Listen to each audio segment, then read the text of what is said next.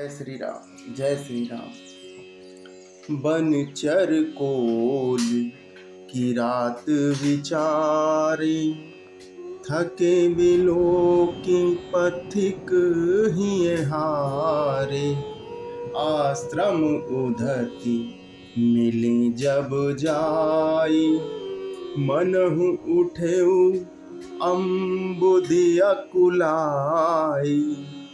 One में विचरने वाले बेचारे कोल की रात ही यात्री हैं, जो इस नदी को देखकर हृदय में हार कर थक गए हैं। यह करुणा नदी जब आश्रम समुद्र में जाकर मिली तो मानो वह समुद्र अकुला उठा हो। अर्थात जनक जी जब श्री राम जी के कुटिया में आए,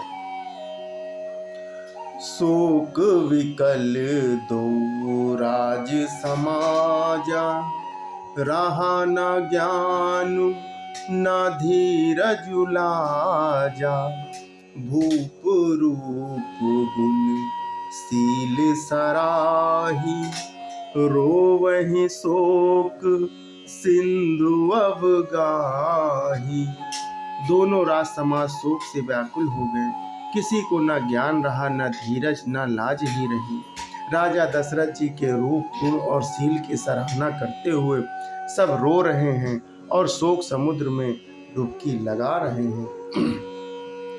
अवगाही शोक समुद्र सोचहि नारी, नर व्याकुल महा।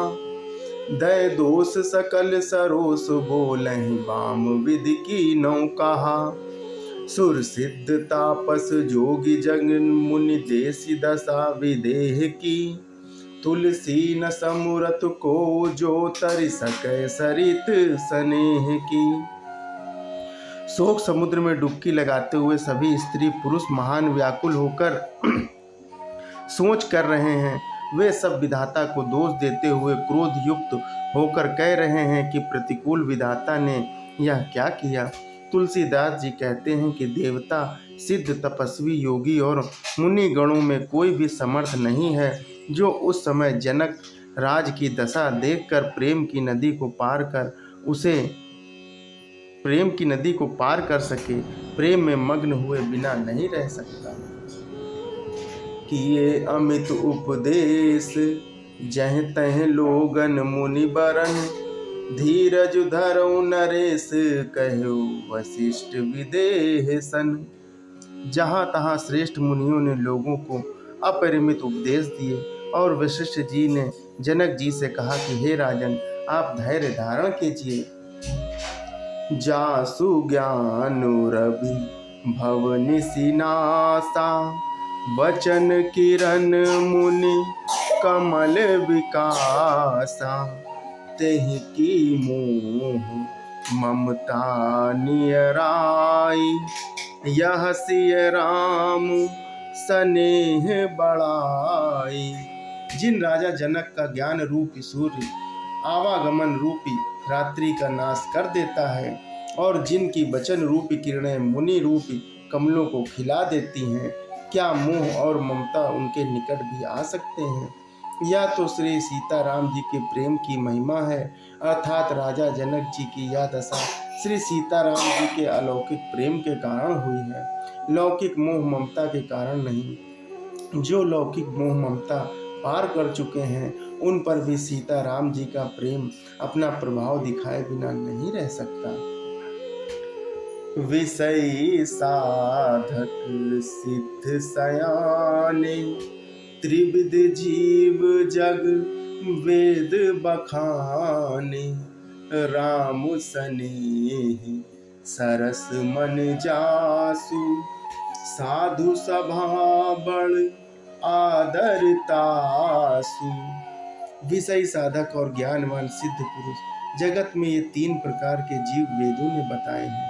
इन तीनों में जिसका चित्त श्री राम जी के स्नेह सरस सरोवर में रहता है, साधुओं की सभा में उसी का बड़ा आदर होता है। सोह न राम प्रेम बिन ज्ञान, करन धार बिनु जिम जल जानु। मुनि बहु विधि विदेहु समुझाए, राम घाट सब लोग नहाए। श्री राम जी के प्रेम के बिना ज्ञान शोभा नहीं देता है, जैसे कर्णधार के बिना जहाज। वशिष्ठ जी ने जनक जी को बहुत प्रकार से समझाया। तदंतर सब लोगों ने श्री राम जी के घाट पर स्नान किया। सकल शोक संकुल नर नारी, शोभा सरु बितेउ बिनु बारी। पशु खग मृगन न कीन्ह आहारु, प्रिय परिजन कर कौन विचारु। स्त्री पुरुष सब शोक से पूर्ण थे। वह दिन बिना ही जल के बीत गया। भोजन की बात तो दूर ही रही, किसी ने जल तक नहीं पिया। पशु पक्षी और हिरणों तक ने कुछ भी आहार नहीं किया। तब प्रियजनों एवं कुटुंबियों का तो विचार ही क्या किया जाए। दो समाज निमराजु, रघुराजु नहाने प्रात।